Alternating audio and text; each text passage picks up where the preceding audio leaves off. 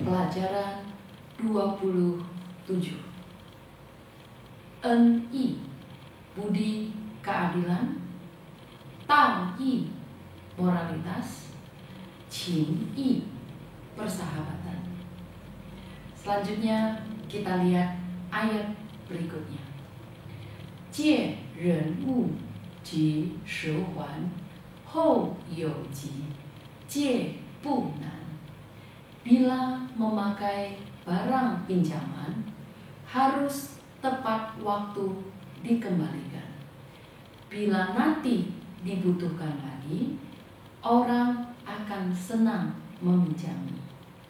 Saat kita meminjam barang orang lain, setiap saat harus berpikir kapan akan dikembalikan.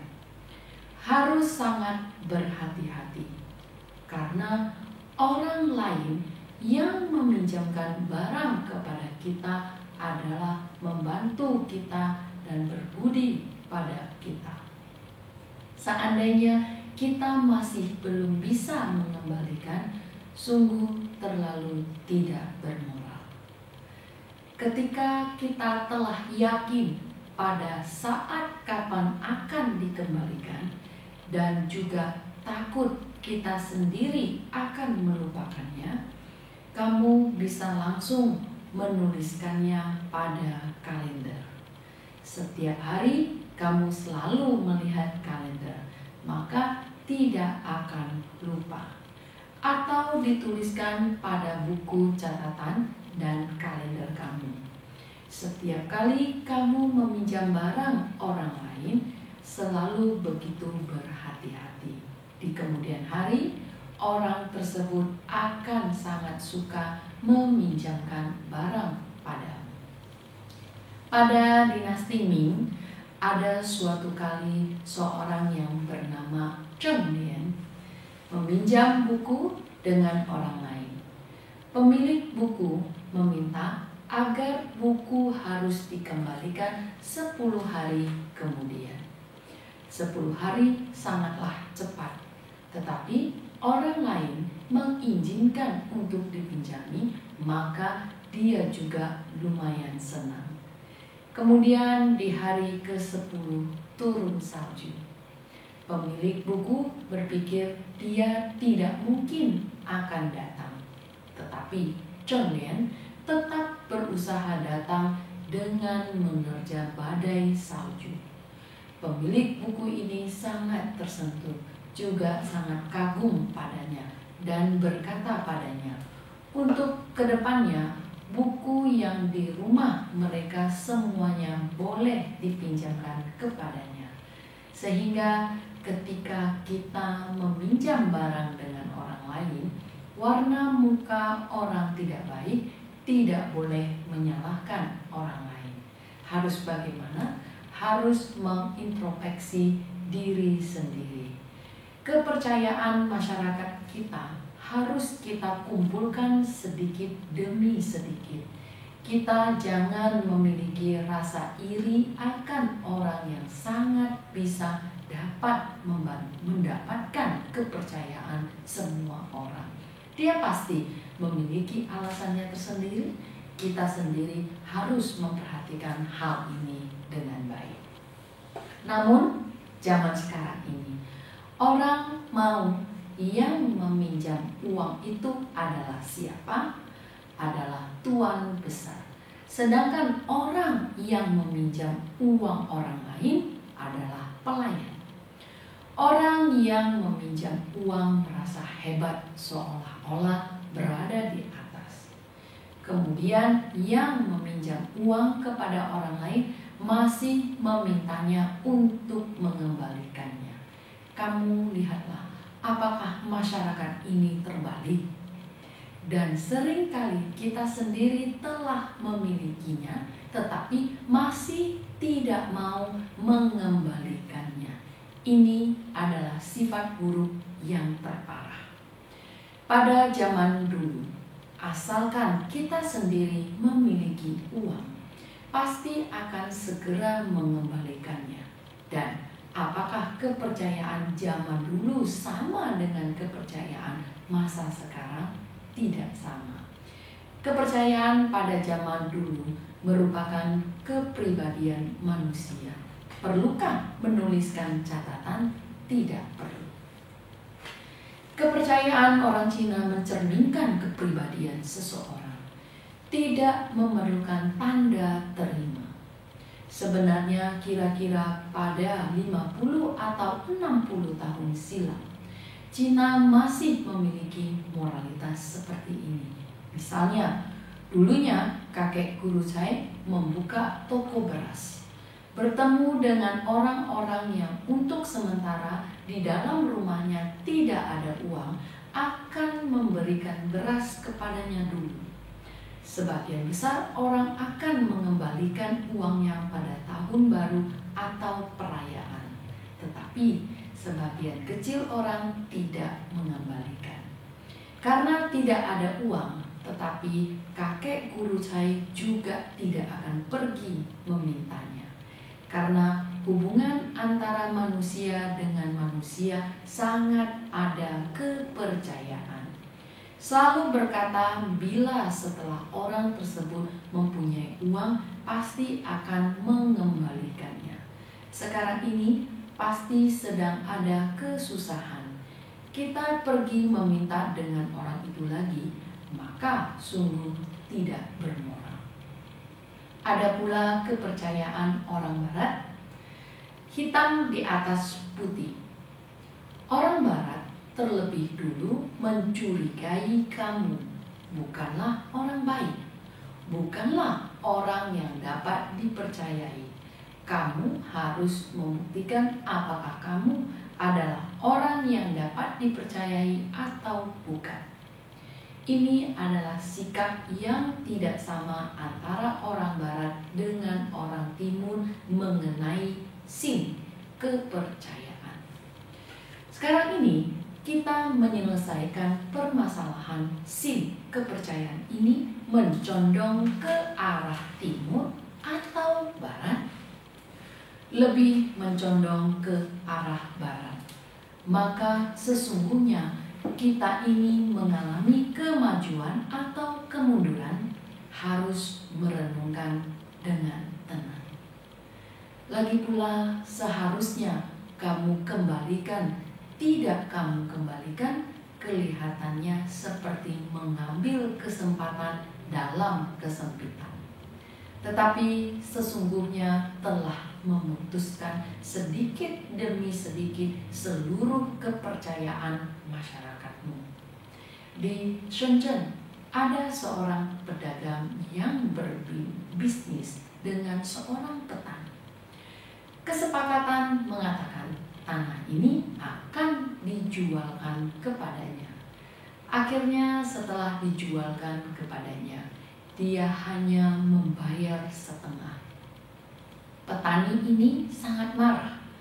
Itu adalah tanah satu-satunya yang dimilikinya. Pedagang malah berhutang padanya 6.000 Chinese yuan dan belum mengembalikannya. Akhirnya setelah beberapa hari, petani ini membawa bom ke rumah pedagang ini untuk mati bersama.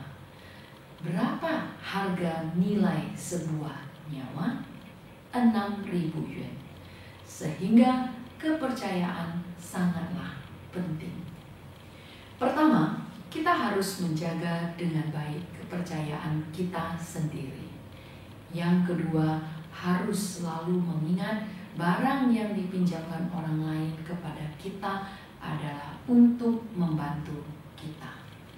Kita janganlah melupakan moralitas dan budi ini.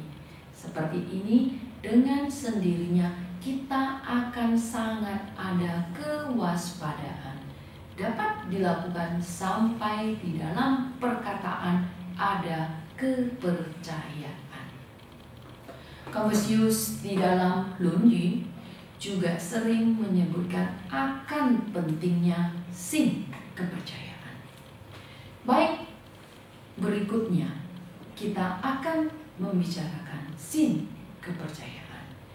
Di dalam Lunyu dikatakan ren wu xin bu li, yang artinya orang yang tidak dapat dipercayai maka tidak dapat hidup dalam masyarakat dan kelompok manusia. Seandainya semua orang tidak mempercayai kamu, maka akan pergi meninggalkanmu. Maka kamu akan sangat sulit berkembang. Confucius juga mengatakan, ren wu xin, bu zhi qi ke ye. Yang artinya, bila seseorang tidak dapat dipercaya, sungguh tidak tahu hal apa lagi yang dapat dilakukannya, sehingga kepercayaan sangat penting terhadap seseorang. Mari kita lihat tulisan sin kepercayaan ini. Dia adalah tulisan asosiatif. Di sebelah kiri adalah karakter orang. Di sebelah kanan ada karakter artinya perkataan. Artinya adalah manusia harus dapat memegang janji dan perkataannya harus dapat dipercaya. Kita lihat sikap orang zaman dulu terhadap perkataan, semuanya adalah sebuah janji yang harus dipenuhi dengan teguh. Kata sin kepercayaan ini selain memiliki arti memegang janji, dia masih memiliki makna, yaitu kepercayaan dan kesetiaan. Kepercayaan dan kesetiaan digabungkan, dan walaupun kepercayaan ini kadang-kadang tidak dikatakan, tetapi semuanya disimpan di dalam hati. Misalnya, walaupun kita tidak mengatakan kepada ayah, saya akan berbakti padamu, tetapi di dalam hati kita telah menjaga kesetiaan ini dengan baik. Sehingga kepercayaan ini masih memiliki sebuah perluasan yang lain, yaitu kesetiaan yang menunjuk pada moralitas, persahabatan, dan budi. Dikatakan dengan menggunakan perkataan yang sekarang, yaitu kewajiban, tugas dalam menjadi manusia, tanggung jawab dalam menjadi manusia. Dengan seperti ini memahami sin kepercayaan, maka kamu dapat memahami artinya lebih luas lagi.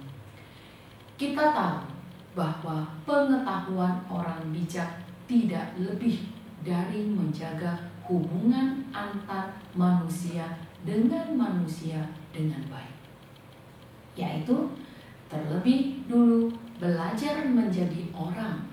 Ini adalah yang paling dasar.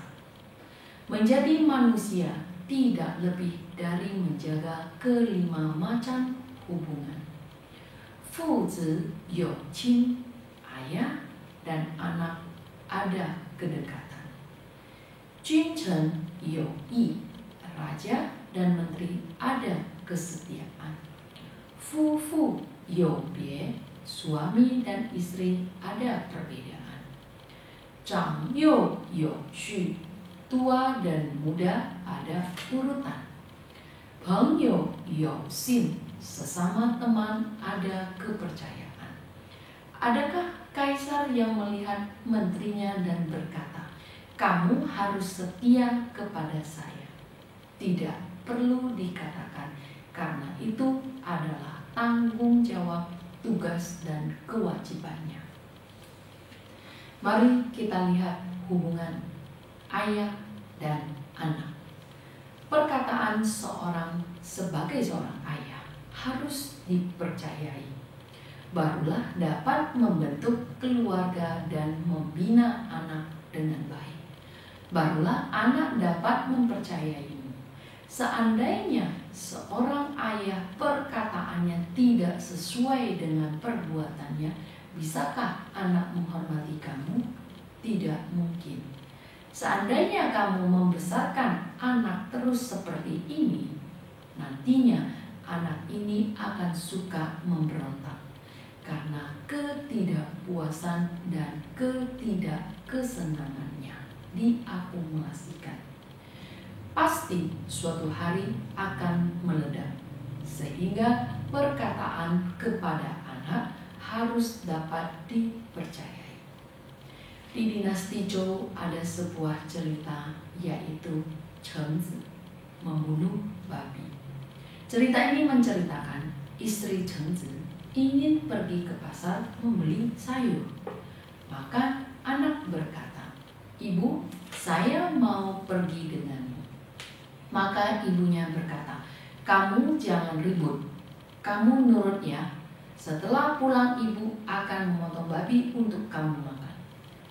Awalnya berencana untuk bermain-main dengan anak. Ternyata terdengar oleh Cheng Zi. Akhirnya setelah pulang istrinya melihat Cheng Zi sedang mengasah pisau. Istrinya sangat terkejut, berlari kemari dan berkata, "Saya bercanda dengan anak, kamu malah menganggapnya serius." Cheng Zi segera berkata kepada istrinya, "Bila ada satu perkataanmu terhadap anak yang tidak ditepati, maka dalam seumur hidupmu ini ingin membuat dia percaya lagi akan sangat sulit. Sehingga sebagai senior harus berhati-hati dalam berkata dan bertindak. Kamu harus bisa melakukannya, barulah menyanggupinya. Dan bukan hanya yang dapat kamu lakukan, barulah boleh disanggupi. Juga harus mempertimbangkan apakah setelah disanggupi akan dapat bermanfaat untuk anak. Kamu janganlah mengatakan bahwa perekonomian begitu makmurnya tidak masalah. Apapun yang diinginkan diberikan semuanya, melainkan masih harus melihat kebutuhan dia yang sesungguhnya.弟子规Budi Pekerti mengatakan, 是非以勿轻诺，苟轻诺进退出. Hal yang tidak sesuai dengan hati, jangan sembarangan menyetujui. Bila telah disetujui, baik dikerjakan maupun tidak, semuanya adalah salah sendiri. Perkataan orang tua haruslah berhati-hati dan bersungguh-sungguh. Sehingga dalam hubungan ayah-anak, selain perkataan ayah harus dapat dipercaya, juga harus kasih sayang ayah kepada anak, menyayangi putra dan putri. Anak berbakti kepada ayah. Guru saya sering mendengar beberapa orang teman mengatakan, anak telah dilahirkan, maka seharusnya dengan sepenuh hati dan jiwa diajarkan dengan baik. Ini adalah tugas sebagai manusia. Guru saya sangat suka mendengar perkataannya seperti ini. Setelah terdengar, maka sirkulasi darah akan sangat baik, karena ada semangat luhur. Ketika seseorang benar-benar memiliki moralitas, maka kamu akan merasa berbincang dengannya terasa sangat nyaman. Anak berbakti di zaman dulu sungguh tidak pernah melupakan budi baik ayah dan ibunya.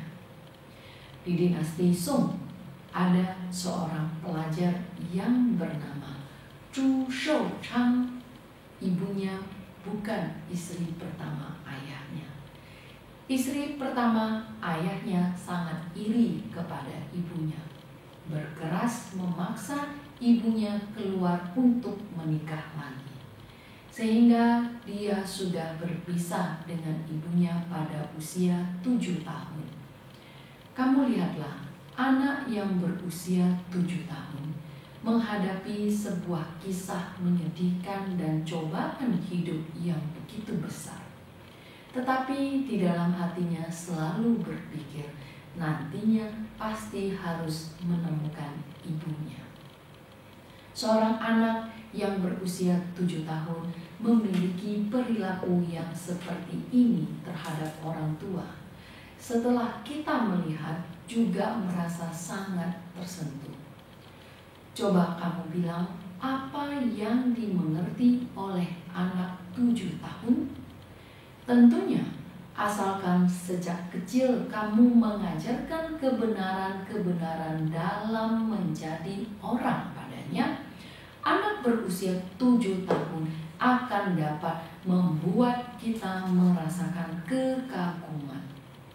Akhirnya selama puluhan tahun, dia selalu mencari tahu keberadaan ibunya. Seluruh karirnya juga berkembang dengan sangat baik. Pada dinasti Song, pada pemerintahan Shenzong, juga menjadi pejabat. Di usia 57 tahun, saat ini sudah 50 tahun mencari ibunya, maka dia memutuskan, berkata kepada orang dekatnya, "Saya akan pergi mencari ibu saya. Bila saya tidak menemukannya, maka saya tidak akan kembali." Teman-teman, apakah ada menemukannya? Jing cheng suo zhi, jin shi wei kai. Kebulatan tekad dapat menanggulangi segala kesulitan. Karena hati ayah anak dan ibu anak menyatu. Dia menemukan wilayah terpencil di Shanxi, tiba di sebuah tempat yang bernama Tongzhou. Akhirnya hujan turun, maka berhenti di sana. Akhirnya berjodoh dan mendengar keberadaan ibunya, sehingga langit tidaklah kejam. Harus bergantung pada hati kita sendiri dalam merasakannya. Teman-teman, kami pergi memberikan pelajaran di Wenzhou. Tempat mereka itu sudah beberapa bulan tidak turun hujan.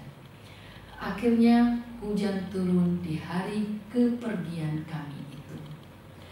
Sebelum kami pergi ke Pulau Qinhuang, juga sudah beberapa bulan tidak turun hujan.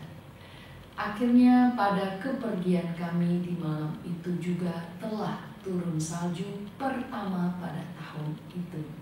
Sehingga sesungguhnya seluruh lingkungan alam dengan hati manusia adalah satu badan. Hati manusia baik, maka seluruh negara dan rakyat akan aman. Hati manusia jahat, maka bencana akan datang berturut-turut. Sehingga sekarang ini kita harus mengubah kondisi masyarakat. Jangan marah dan mengeluh. Harus mulai menjadi baik dari dasar dan dari hati kita. Dan kemudian memberikan pengaruh pada lebih banyak orang.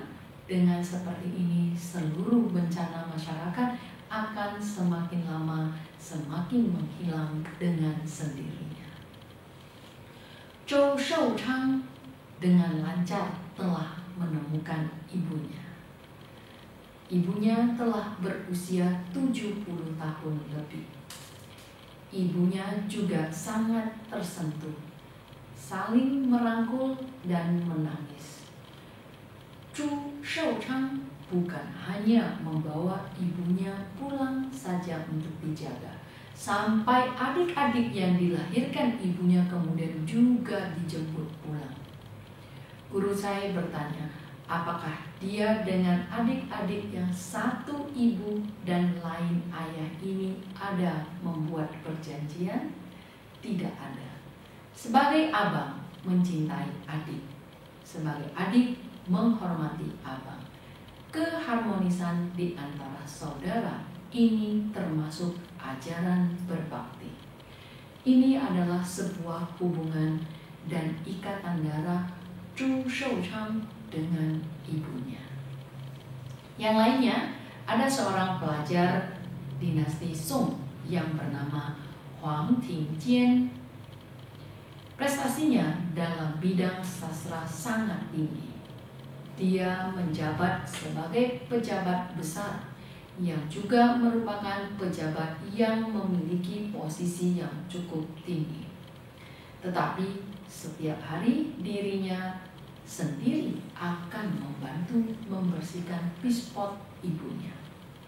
Dia bukannya tidak ada pembantu, tetapi dia setiap hari bersikeras untuk melakukan hal yang seharusnya dilakukan seorang anak.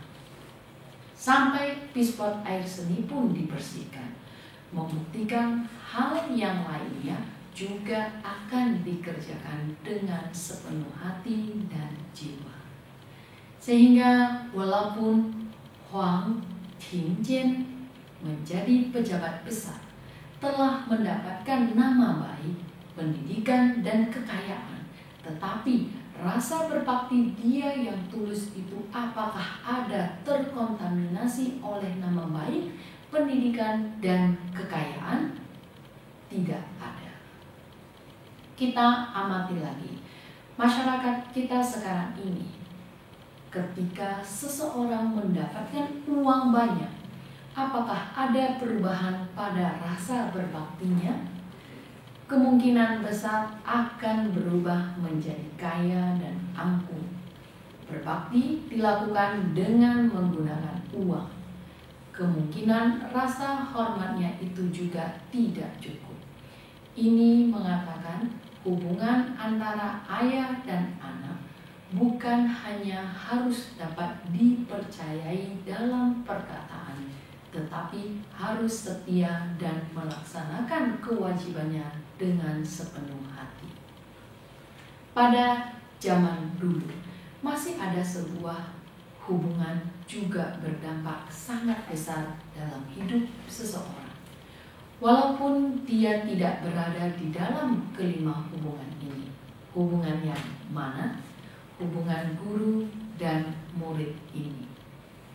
一日为师，终身为父. Sehari menjadi guru, selamanya harus dianggap seperti ayah sendiri.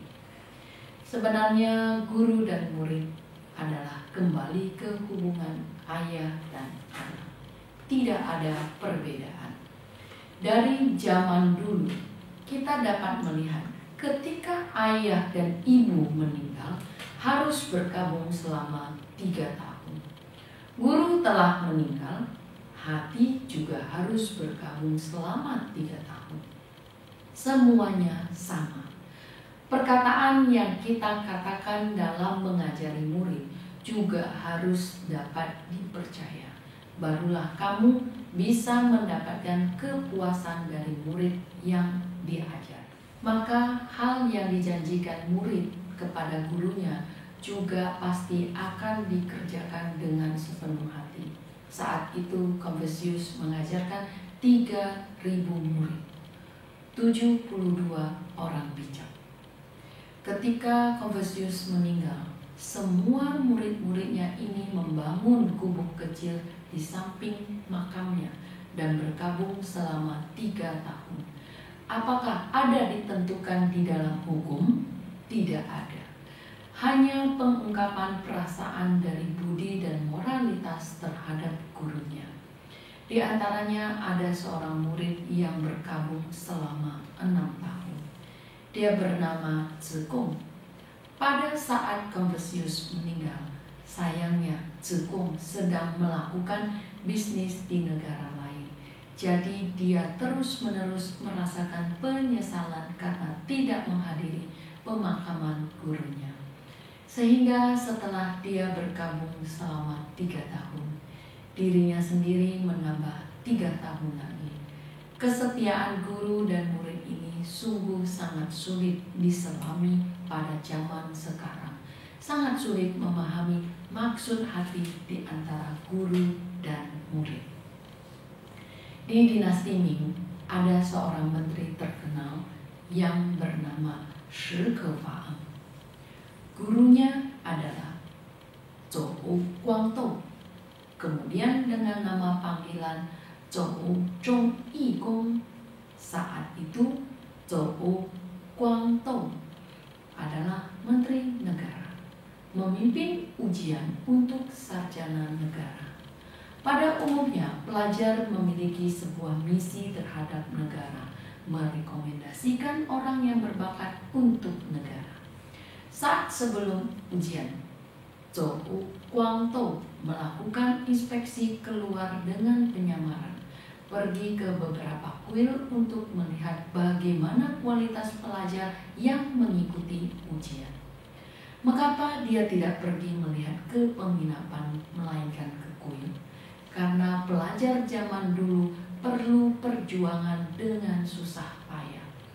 10年寒窗无人问，一举成名天下知。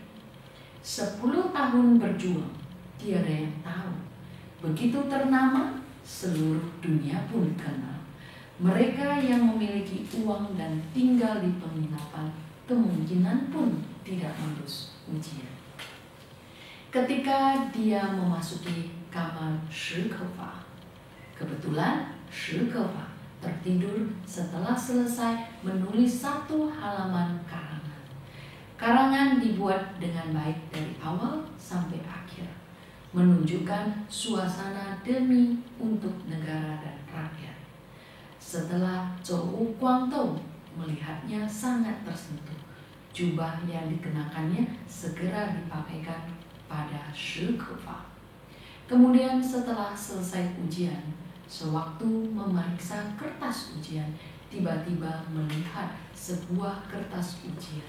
Dia merasa sangat bersemangat dan segera mengaturnya ke nomor 1. Apakah seperti ini ada berbuat curang?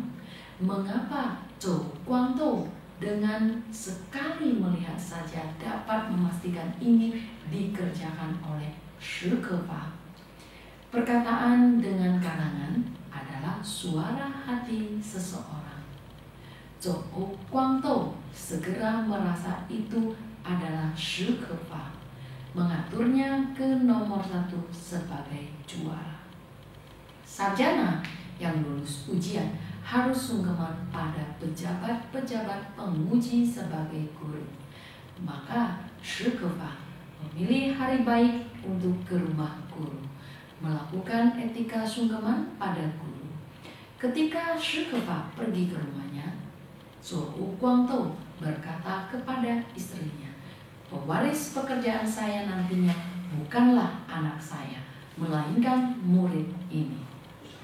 Dapat dilihat, orang zaman dulu yang benar-benar mempelajari buku kebijakan tidak takut dirinya tidak ada pewaris, melainkan takut tidak mengangkat orang yang berbakat untuk mengabdi pada negara dan tidak mewariskan pengetahuan kebijakan.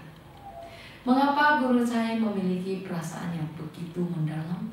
Karena guru yang dengan Paman Lu tidak ada hubungan apapun dengannya, tetapi sangat menyayangi guru saya, memberikan semua pengalaman-pengalaman hidup mereka. Hanya takut guru saya tidak dapat menyerapnya. Sehingga melalui hati mereka ini, maka guru saya secara mendalam merasakan pelajaran bijak zaman dulu selalu tidak melupakan rakyat.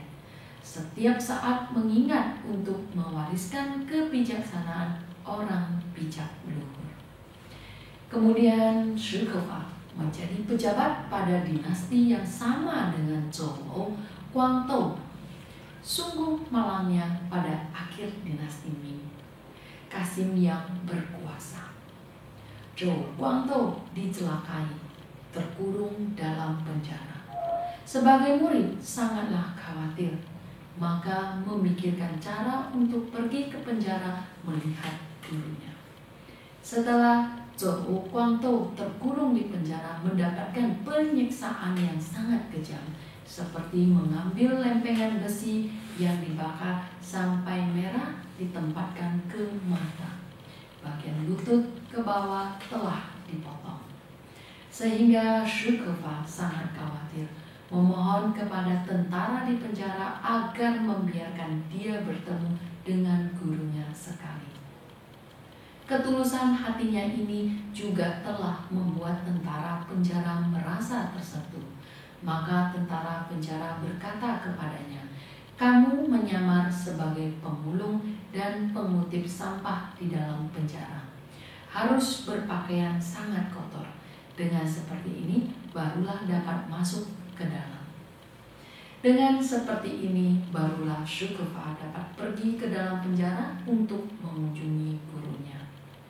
Ketika dia melihat Zhou Guangdou telah menjadi seperti ini, dia tidak dapat menahan diri dan menangis tanpa suara, menjatuhkan diri ke depan dan memeluk kaki gurunya. Mata gurunya sudah tidak dapat dibuka lagi.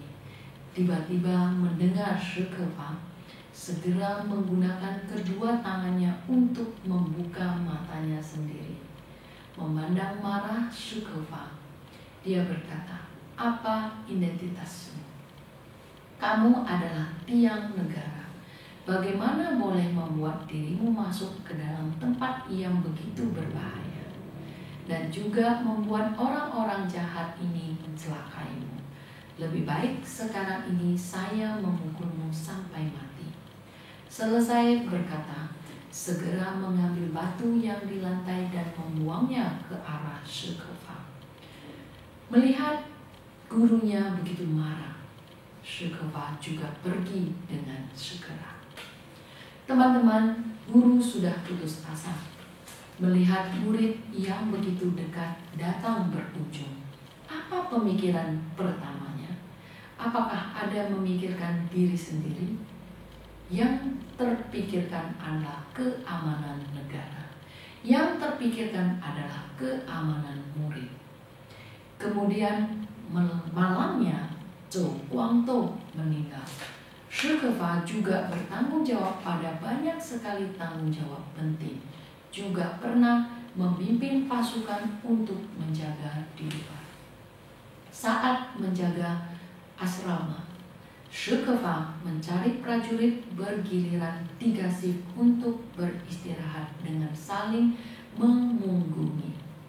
Dia tidak bersedia untuk pergi tidur.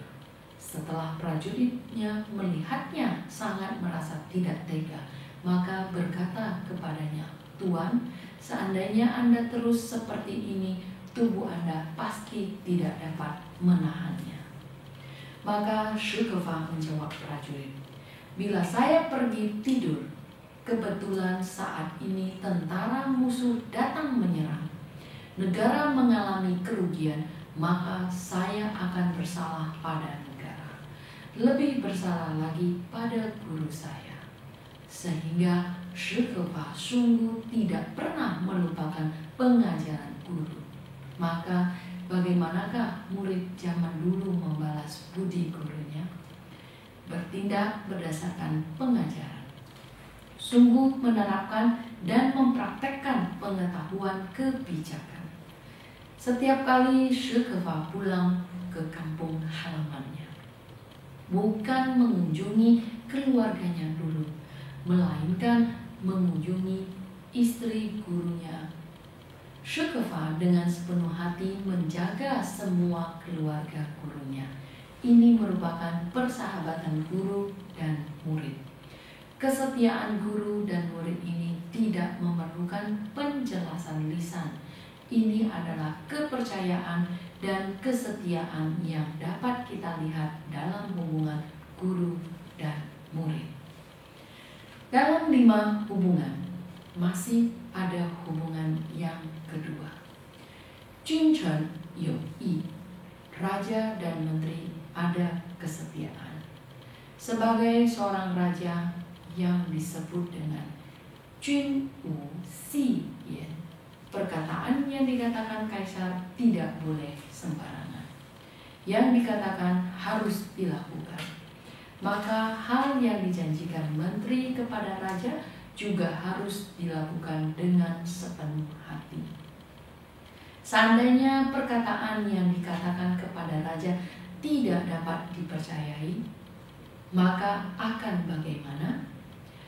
Maka kemungkinan akan dipenggal karena telah bersalah membohongi raja. Hubungan raja dan menteri pada zaman sekarang juga menunjuk pada hubungan pemimpin dan orang yang dipimpin. Sehingga selain di dalam berbicara harus dapat dipercaya, juga ada tanggung jawab, kesetiaan, dan persahabatan di dalamnya. Kita lihatlah Kaisar Yao pada zaman dulu bagaimana memperlakukan rakyatnya. Suatu hari Kaisar Yao sedang berjalan, bertemu dengan rakyatnya yang ditangkap karena mencuri, sedang menuju ke tempat hukuman. Setelah Kaisar Yao melihatnya sangatlah panik. Segera berlari ke sana, dia berkata, "Kalian berdua melakukan kesalahan apa? Mengapa bisa ditangkap?" Maka kedua rakyat jelata mengatakan, "Karena musim kemarau panjang dan tidak turun hujan, kami sungguh tidak memiliki makanan, juga tidak ada makanan untuk keluarga, sehingga dengan terpaksa mencuri makanan orang lain." Setelah Kaisar Yao mendengarnya merasa sangat malu, maka berkata kepada prajurit, "Kamu lepaskan mereka berdua dan tangkaplah saya." Prajurit sangat tertegun, bagaimana boleh menangkap raja? Selanjutnya Kaisar Yao berkata, "Karena saya tidak memiliki perilaku moralitas sehingga menyebabkan kemarau panjang dan tidak turun hujan. Ini adalah kesalahan saya yang pertama. Kesalahan yang kedua adalah saya tidak mendidik rakyat saya dengan baik.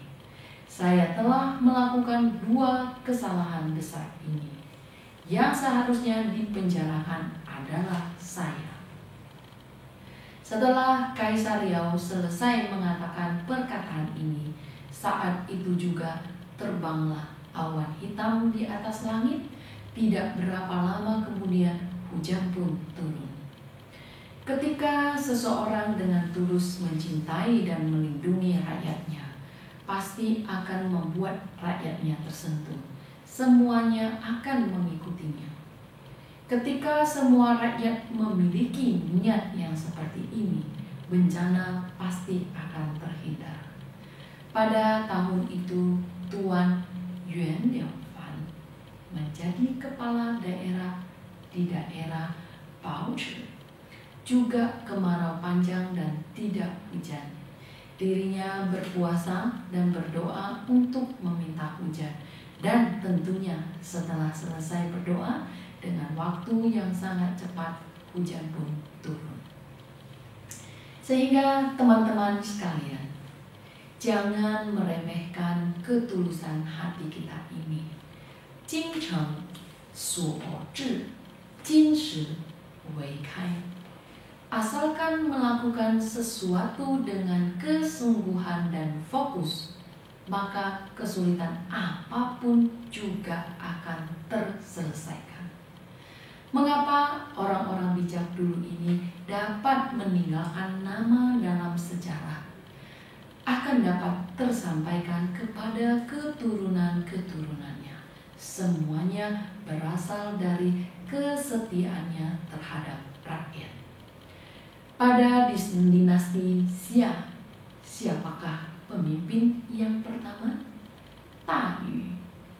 Kita pasti mengetahui Ta Yu yang menyelesaikan saluran air dan 3 kali melewati rumah tapi tidak memasukinya. Mengapa 3 kali melewati rumah dan tidak memasukinya? Karena bencana air bersifat darurat. Bila tidak segera menyelesaikan, maka akan dapat menyebabkan banjir. Kemungkinan bukan hanya satu orang atau satu keluarga yang merasakan bencana, melainkan beribu-ribu dan beratus ribu rakyat yang menderita. Tai pergi setelah menikah 4 hari.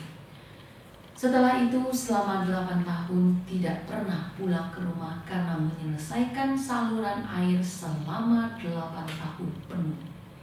Akhirnya benar-benar telah menggunakan cara yang sangat baik. Cara apa yang telah digunakan? Mencerahkan pemikiran. Cara Tai ini bisakah kita gunakan pada saat sekarang? Mendidik anak juga boleh menggunakan cara mencerahkan pemikiran. Membimbing pasti jangannya seperti ayah Tai. Menggunakan apa? Pertahanan. Terus menahan sampai waktunya akan runtuh. Kita harus mengajar berdasarkan kemampuan yang dimilikinya. Mendidik dengan baik berdasarkan emosional anak.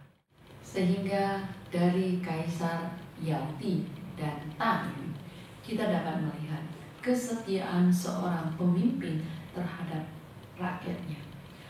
Rakyat terhadap pemimpin juga harus mempunyai apa? Rasa terima kasih, yang disebut Junren Chenzhong, kebaikan raja dan kesetiaan menteri.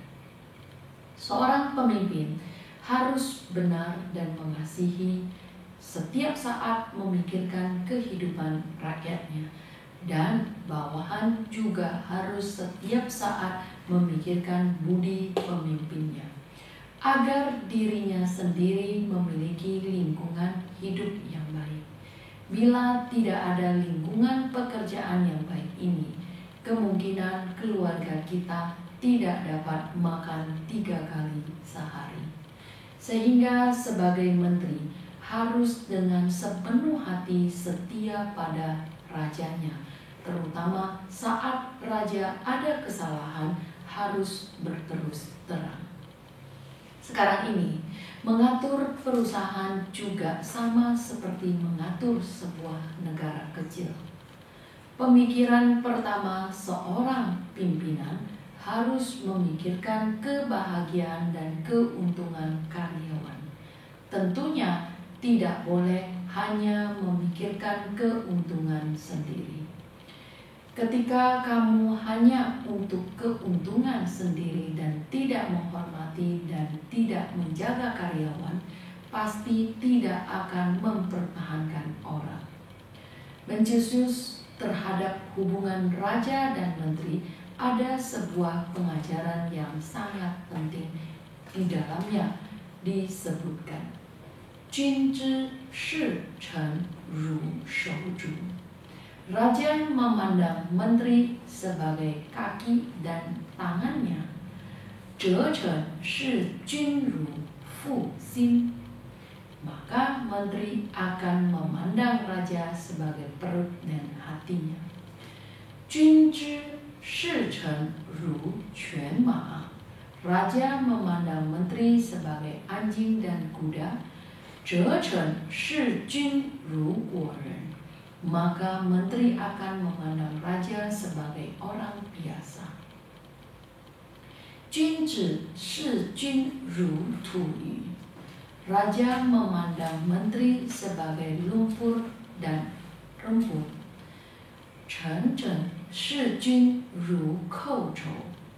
Maka menteri akan memandang raja sebagai musuh. Chou ini adalah tulisan kuno yang disebut juga dendam seorang musuh. Perkataan mencius ini sangat terasa. Seandainya pimpinan menyayangi bawahan seperti kaki dan tangannya sendiri, bawahan menganggapnya sebagai hati dan perutnya. Raja memandang menteri sebagai anjing dan kuda. Anjing dan kuda digunakan untuk apa? Hanya digunakan saja. Pokoknya saya menggunakan kamu saja, kemudian membayarmu. hanya menganggap karyawan sebagai peralatan.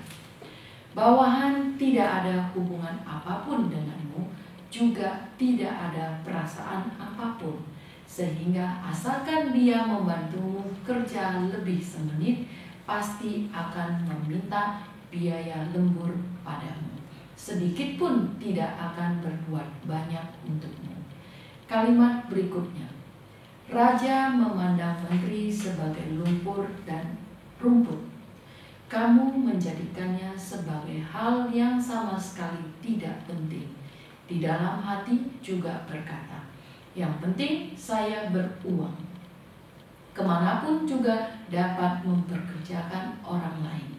Bila kita begitu remehnya dalam memperlakukan bawahan, maka bawahan kemungkinan akan sakit hati dan dendam pada kita.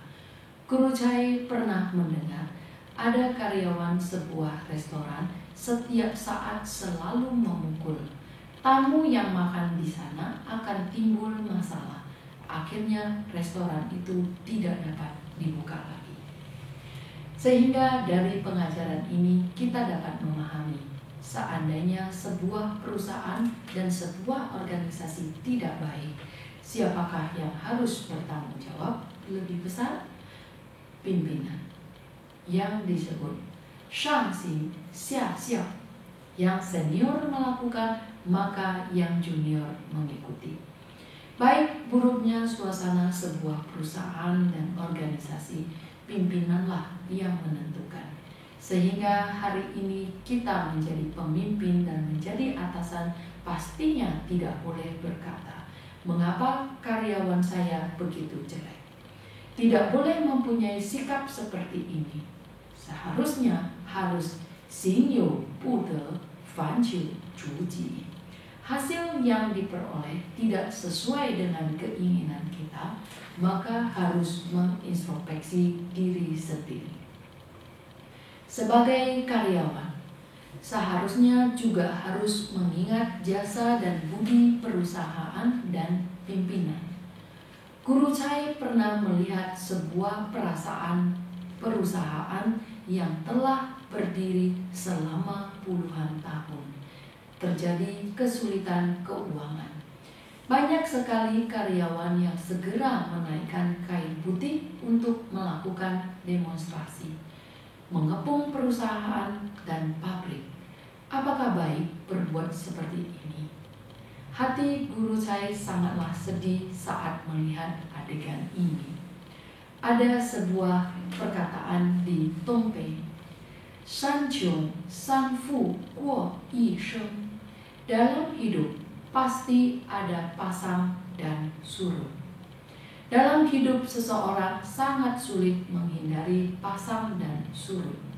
Baik itu seseorang maupun sebuah keluarga atau sebuah perusahaan, mana ada kemungkinan akan selalu lancar? Selama puluhan tahun ini, mengapa pendidikan anak dapat stabil? Mengapa keluarga dapat berjalan secara normal? Mengapa perekonomian yang stabil? Siapa yang berjasa? Tentunya jasa dari ketekunanmu. Tentunya jangan melupakan perusahaan dan atasan masih harus menanggung resiko. Setiap hari kamu selesai bekerja, pulang ke rumah, membaringkan kepala langsung tertidur. Ketika kamu tidur, kemungkinan atasan masih memikirkan masa depan perusahaan, sedang giat-giatnya demi perputaran keuangan. Sehingga kita tidak boleh hanya melihat perekonomian pimpinan lebih baik, kita juga harus melihat kontribusi dia terhadap perusahaan tidak kurang daripada kita. Seharusnya kita harus mengingat budi ini. Janganlah bertemu dengan masalah langsung bertindak gegabah. Siapakah yang mendapatkan keuntungan dari demonstrasi dan mogok kerja? Tidak ada orang.